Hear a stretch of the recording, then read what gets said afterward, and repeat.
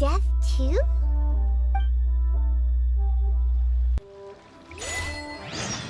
Paimon doesn't get it. But isn't the strongest lead we have the Adeptilus Rite of Parting that we're organizing?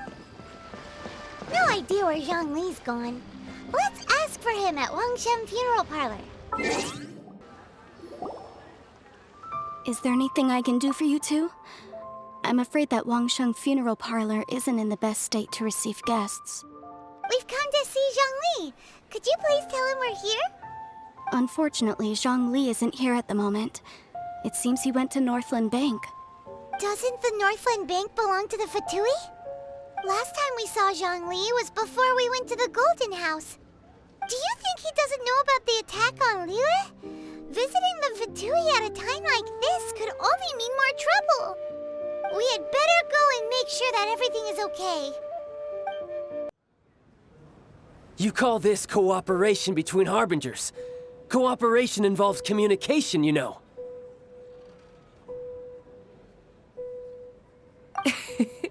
Don't take it to heart, child. Besides, aren't you happy that you got to skip the formalities and bring chaos to the land? I'm sure you must have enjoyed that. Oh, it seems that some of your friends have arrived. Hey, it's Zhongli and Child. And you! You're also one of the Harbingers? It's you two. I believe we've met once before. In the City of Bards, was it? I'm glad you still remember my name. Ah, right. I imagine that it must have been rather hard to forget watching helplessly as something precious was snatched away from your friend. Well, if it isn't you two. This is our first time seeing each other since Liyue was nearly wiped off the map. This is certainly a bit awkward, wouldn't you say? Paimon knew that we should never have trusted a Fatui Harbinger. Oh, now don't say that. Sure, I may have misled you, but I never had anything against you personally. Besides, I thought we were getting along quite well together, didn't you?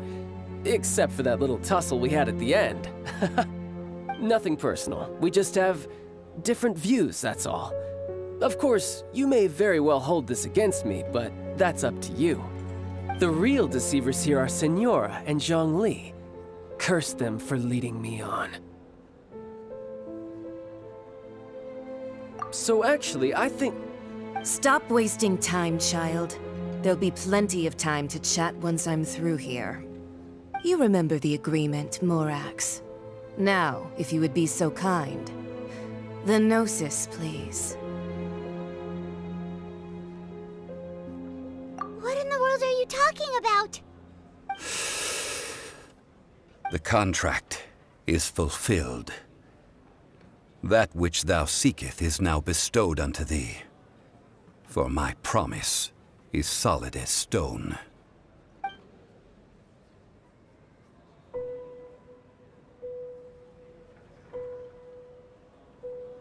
How sanctimonious.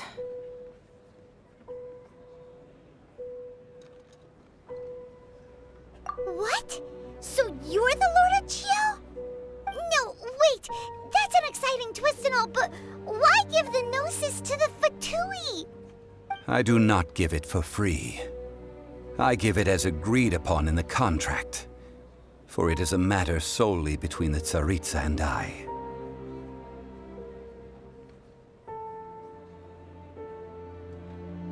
Yeah, you don't think you went a little bit too far with that whole fake death thing?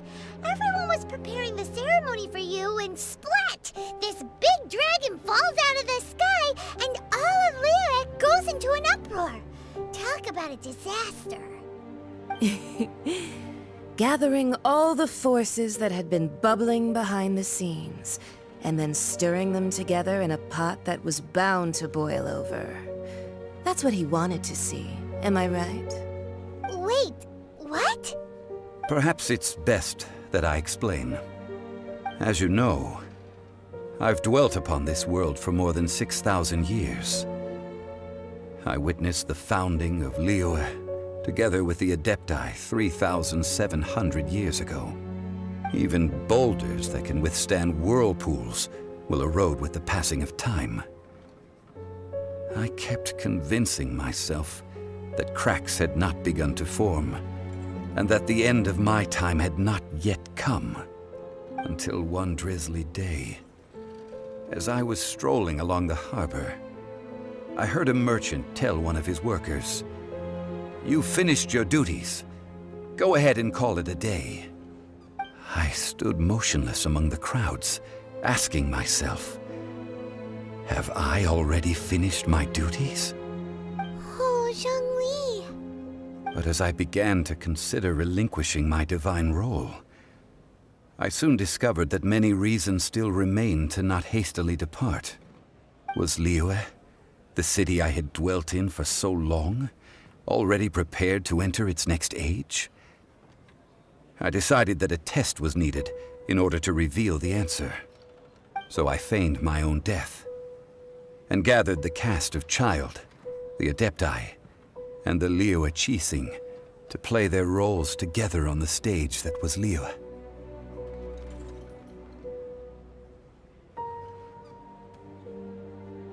That's right, which is why I continued to safeguard the Gnosis until now.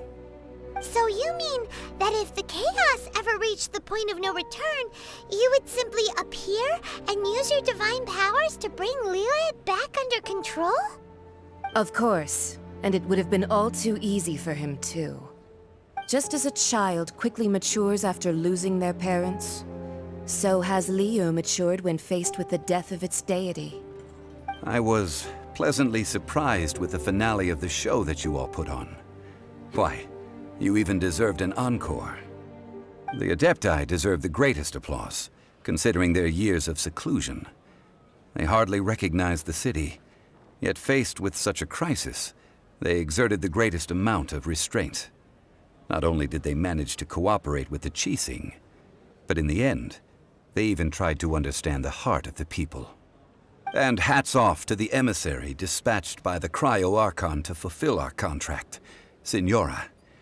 She managed to keep everything she knew in strict confidence, far from the eavesdropping ears of her colleague Childe, just as I had requested.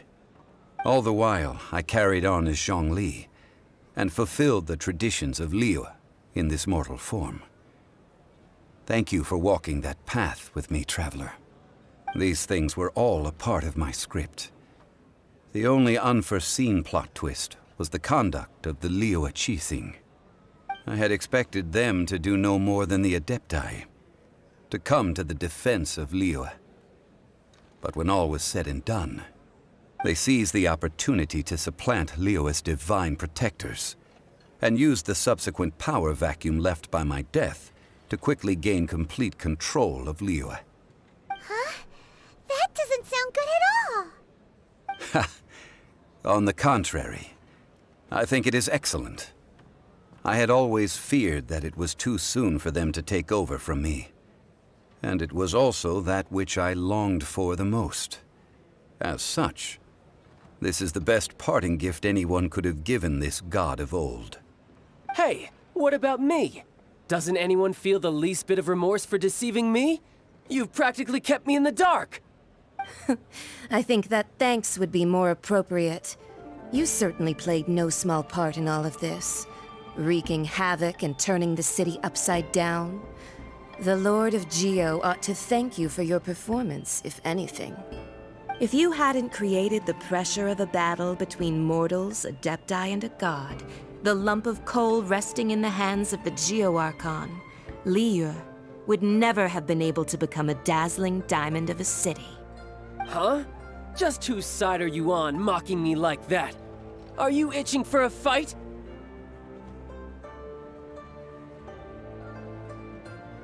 Hey, haven't you learned the Liyue saying, don't always call it as you see it?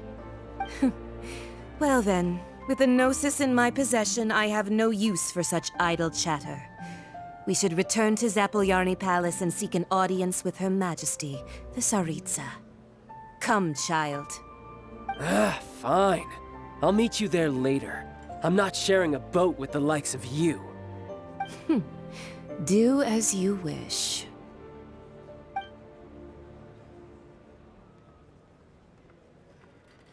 Now then, is there anything else you wish to ask me?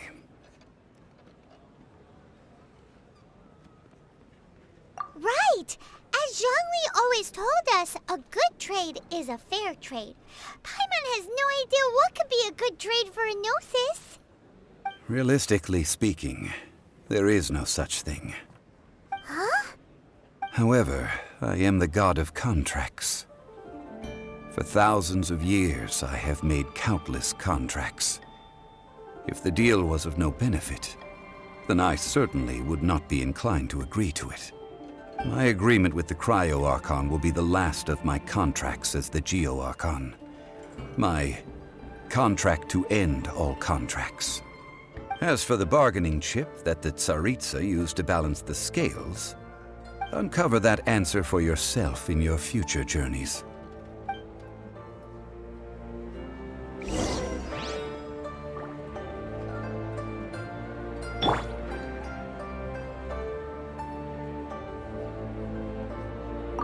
Paimon can't absorb so much information at once.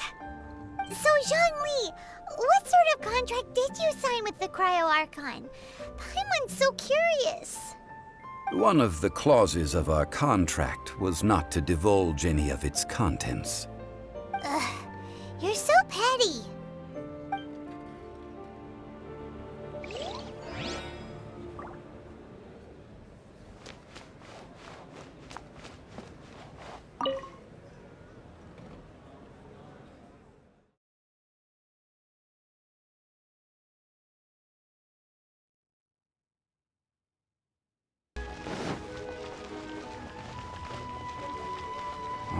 Well, since we're going through with this Rite of Parting, I guess it means that those rumors hit the nail on the head.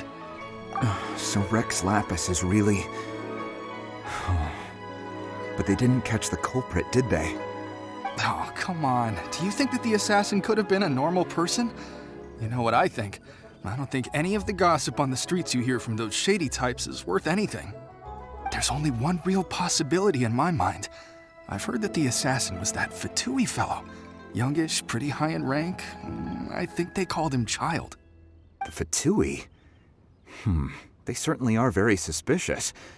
Who knows what those greedy, crooked folks... Shh! Lower your voice. If the Fatui catch you in their sights, Rex Lapis won't be around to protect you this time.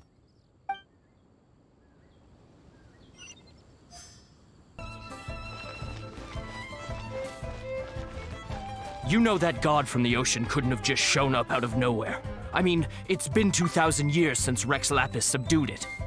Yes, and to think that this happened right on the heels of the incident with Rex Lapis, too. Say, do you think the person who assassinated our lord and released that evil god might have been one and the same? Now that you mention it, that's very possible. Yes, it's very possible indeed. I mean, it all fits together. That person must have colluded with the evil god to harm Rex Lapis. Oh, that wicked, black-hearted scoundrel. Still, what sort of supernatural prowess must this person possess to be able to do such things?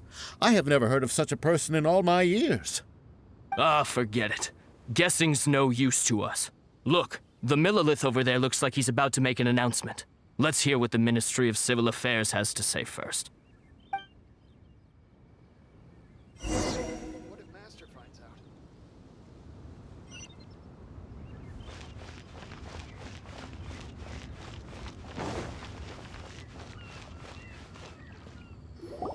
Hear ye all! The Chi sings words. Though a dragon soars ageless as the mountains, it too must return to dust. This is common knowledge. Gods and Adepti live glorious lives, but both light and shadow have their season. So too must they face divinely appointed trials. Rumors and hearsay abound on the streets that Rex Lapis was murdered. Now, let the truth be revealed. Having been thwarted in his trial, Rex Lapis's soul has recouped the celestial heights. He beseeches the people of Liyue to grieve not, and to let not their hearts be saddened. Nor are they to believe street-born rumors, or indulge in baseless speculation.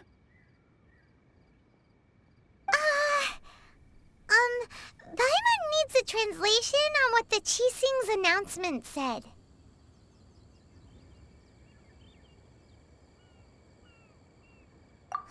So that's how they're spinning it. Something feels off. Why would they suddenly give up looking for the murderer? Not to mention how this excuse sounds like something they just made up on the spot. Could the Qixing already have known that Rex Lapis wasn't dead? But Zhongli said that neither they nor the Adepti knew anything. Did Zhongli tell them in secret after his gnosis changed hands?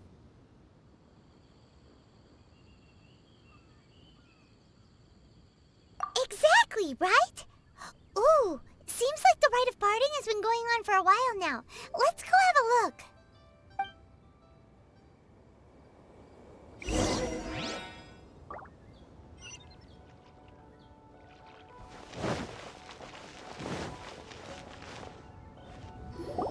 Look, it's Ningguang and Keqing. Are they saying something? Are their speeches over? As said previously, Rex Lapis's soul returning to the heavens is the end of the contract. And it is also the end of an era. 3,700 years of contracts burnt and reduced to ash. We, the people of Liyue, were indeed prosperous. But blinded by our prosperity, we forgot that time can be pitiless. The long, unending dream of our Archon walking among us. Now that we have awoken from our dream, we must learn to say farewell. Will you stand with us as we re-establish our contracts? As we build a new age of prosperity? So concludes the words of Her Eminence the Tianquan. Does Her Eminence the Yuheng have anything to add? Huh? Is she looking this way? Traveler. Yikes! She really is looking our way! Is that the traveler who they say defeated the ancient god? So young. The Liyue Qixing always repay their debts. And as you have heard, our eyes see far and our reach is long. Name your price. You deserve that much. Whoa!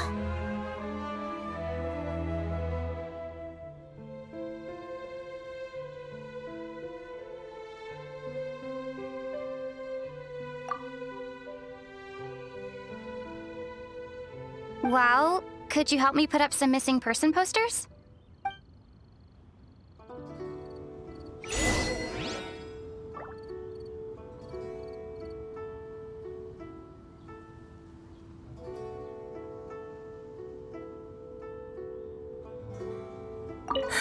And to think I'd put my best perfume on before coming here, thinking you'd like it.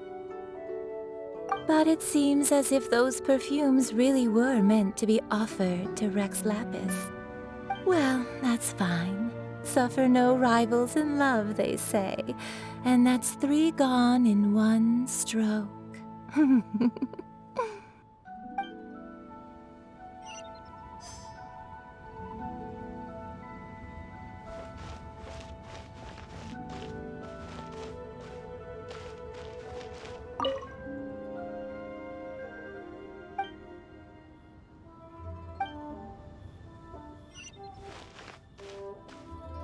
As for the mortals and adepti of Liyue, what shape shall our relationship take from now on?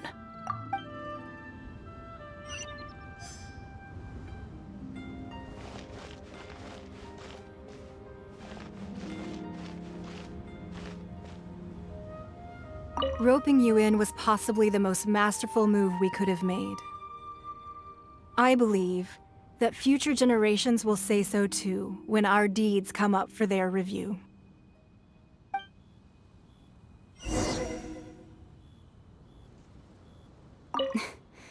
Why, you... Were you just trying to look cool earlier, or are you really that selfless? If you were looking for someone, you could have just told me that in private.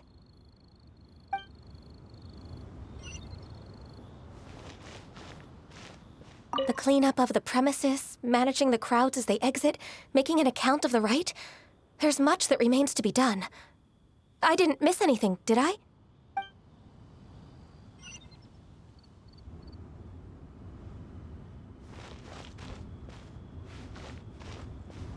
Ah, Rex Lapis. Oh, Rex Lapis.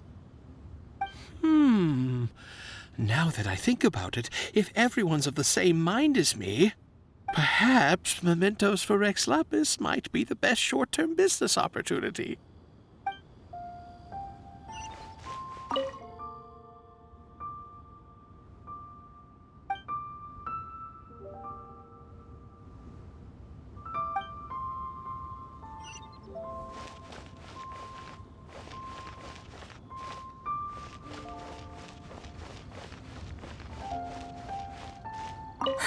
And to think I'd put my best perfume on before coming here, But it seems as if those perfumes really were meant to be. Well, that's fine. Suffer no rival.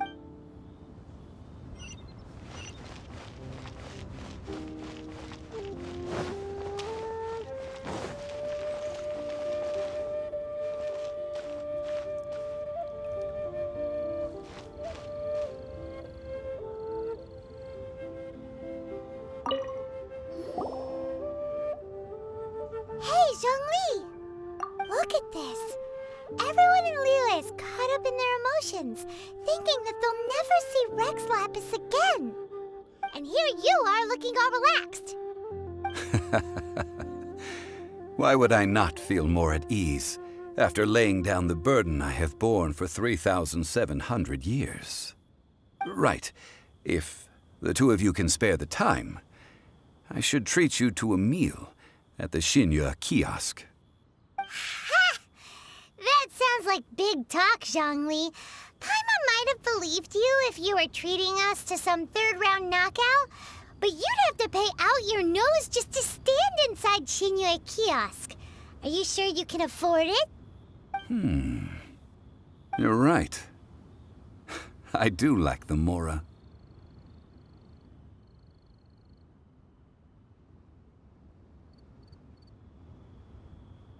As the Rex Lapis Morax, I can easily create Mora. But since I have chosen to walk this earth as the mortal Zhongli, I should abide by the same rules that mortals do. When I was journeying with you, though I still had the Gnosis in hand, I knew that I must soon retire from my role as an Archon, so I had to rehearse a little for my new life. Oh, no wonder. Paimon gets it now. You didn't look at the price tags when we were spending because you've never had to. But since you weren't used to not being able to just make more Mora as and when you wanted to, you had to try becoming a parasite to society who lives off of other people's credit. Well, we were only spending Fatui money. You don't have to say it like that. In the City of Commerce, we do not merely exchange money or goods. We also exchange knowledge, memories, and foresight, as well as positions, roles, and lives. The Archon Morax could never experience life as the true mortal Zhongli could, no matter how many times he descended to be with his people. I must thank you for that. I will treasure the memories that I made as Zhongli, traveling the streets of Liyue with you. That is true. But there is no journey that does not end. No meetings without partings. Paimon thinks that we should make a move and continue our search for the Seven. I fear that continuing your journey may be difficult. The nation that neighbors Liyue by sea, Inazuma, is presently closed. Yes, the nation has been closed by order of its deity, the Electro-Archon Ball. And just as the people of Liyue preferred to call me Rex Lapis, she too goes by another name among locals in Inazuma. Paimon thinks we've heard that one before. Raiden? That is the case. And since Raiden is also the shogun of the Inazuma Bakufu, people call her the Raiden Shogun. That said, though people at the wharf were saying that the situation in Inazuma is very tense, Paimon doesn't remember that always being the case. It wasn't that bad last year. Zhongli, since you're Rex Lapis, shouldn't you know something about what's happening there? Just how did Inazuma become a closed nation? It's because of visions. Visions? When faced with circumstances beyond their control, humans often bemoan their lack of power. But if a person shows true strength of will at a desperate and fateful moment in their life, the gods will look upon them with favor. This is what visions are. Magical foci bestowed upon those who have been acknowledged by the gods. Uh-huh. That's how people in Teyvat see it. But starting from last year, the Raiden Shogun began promulgating the Vision Hunt Decree. Vision Hunt Decree? Yes. It was an order to seize all visions within Inazuma's borders, and to inlay them upon the hands of a statue of the 1,000-armed, 100-eyed god. They want to seize visions. But why? Aren't visions blessings from the gods? I should think that in the Raiden Shogun's eyes, it is precisely because they are divine blessings that they should be under the sole dominion of divinity. Whoa, that's harsh. The Anemo Archon is the god of freedom, and the Geo Archon is the god of contracts. For her part, the Raiden Shogun is the god of eternity. It seems as though she has finally decided to eliminate any unstable elements that could pose a threat to her eternal realm. The fact that even I, the oldest of the seven, have now passed away, will only strengthen her resolve to pursue eternity. Knowing her, she must have again quoted that adage she is most fond of when proclaiming that decree to her people. 7 ideals for 7 gods, and of these, eternity is nearest unto heaven. All right then. Was there anything else you wished to know?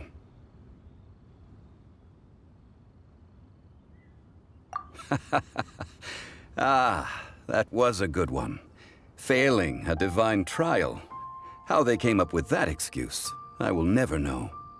That said, the reason why the Qixing were so eager to resolve the incident and stop pursuing the culprit was indeed because they received news in secret that Rex Lapis was not dead.